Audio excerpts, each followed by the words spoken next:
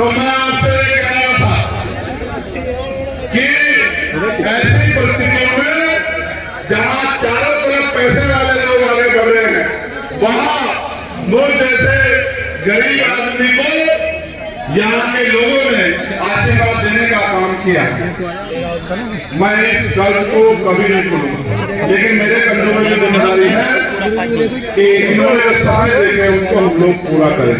इसलिए मैं इनको इनके सपनों को पूरा करने के लिए आपसे आशीर्वाद मांगने आया हूँ कि चांदपुर के भाइयों, आपके आने वाले समय में अपना ध्यान चंद्रशेखर आजाद समाज पार्टी की आर्मी की तरफ रखोगे।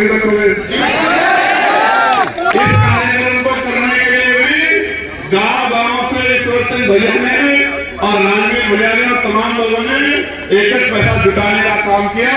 मैं पूरे चांदपुर के सभी भाइयों का बहुत बहुत धन्यवाद करता हूँ, जिन्होंने अपनी मेहनत की कमाई से पैसा देके इस प्रोग्राम को सफल बनाने का काम किया।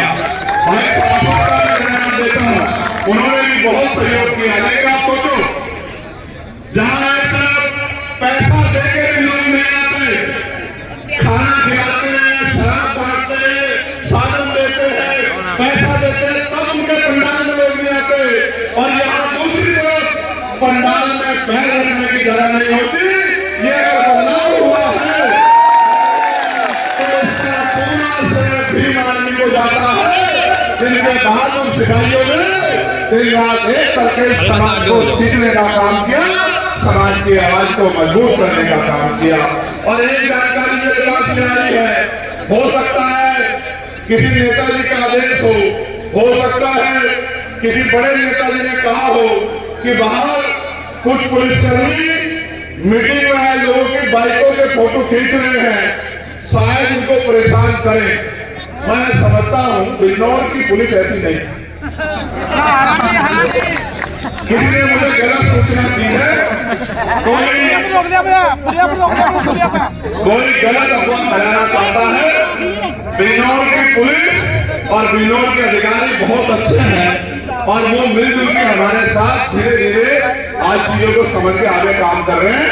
आप इस बारे में कुछ मत सोचना, आपकी एक बाइक को नुकसान पहुंचाया जाएगा तो चंद्रशेखर आजाद आपको सड़क पर बैठा मिलेगा। मेरी बात को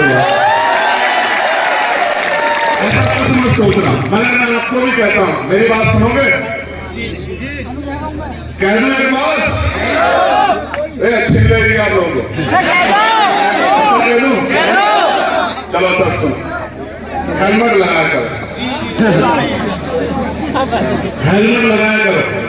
क्यों लगाया करो? सुनो, सड़क में जाती देखती ना था, ना उम्र देखती ना कर।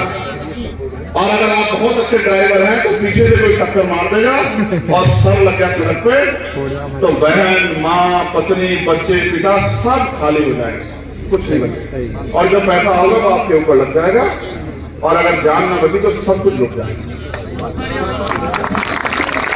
मैं राजनीतिक व्यक्ति नहीं हूँ, राजनीतिक को मैं बना, लेकिन मैं राजनीतिक होते हुए भी मेरे अंदर का इंसान जिंदा है। मैं उन नेताओं जैसा नहीं जिनको सिर्फ वोट से मतलब है। दूसरी बात, एक और बात कहनी है और ये बात शायद अच्छी ना लगे किसी को, लेकिन कहनी पड़ेगी। आज गरीबों में भी दहेज का बड़ा जोर हो गया है, दहेज का बहुत बड़ा जोर हो गया और जोर देखो कितना मजबूत है। सुनो, एक आदमी बेटे की तरह बेटी को भी पालता है, बढ़िया खाना खिलाता है, बढ़िया कपड़े पहनने को देता है, बढ़िया पढ़ाता है, रखवाली करता है, सुख सुविधा का ध्यान रखता है। और जब बेटी बड़ी हो जाती है तो बेटी भी देता है और दहेज भी देता है। और कभी जमीन बेच के देता है, कभी कर्ज लेके देता है, कभी उधार में देता है, पूरी जिंदगी को उतारता रहता है। भाई अपने अपने बलबूते आगे बढ़ो, किसी के पैसे पे नियत मत बांधो, अपनी मेहनत पे नियत बांधो, अपने पैरों से आगे बढ़ो, मेहनत करके आगे बढ़ो। किसी का घर लूट कर आप कभी ताकतवर नहीं बन सकते। मेरी बात को आप लोग याद रखें, इस बात को कहने मैं इसलिए बात कह रहा हूं कि इससे हो क्या रहा है, अमीर अमीरों में शादी कर ले रहा है, लेकिन अमीर जब गरीब का हाथ नहीं पकड़ रहा तो गरीब और अमीरों में जो खाई है वो बढ़ती जा रही है और ये सब समाजों में हो रहा है। आप देखो, अगर एक अमीर आदमी उसका बेटा कामयाब हो गया और उस गरीब की बेटी शादी करेगा तो वो परिवार भी ऊपर उठेगा, उस परिवार को भी लेकिन वो परिवार भी आगे बढ़ने का काम होगा। इसलिए मैं कह रहा हूं जब समाज बदलना है तो पहले हमें खुद को बदलना पड़ेगा, और अगर हम खुद नहीं बदल सकते तो हम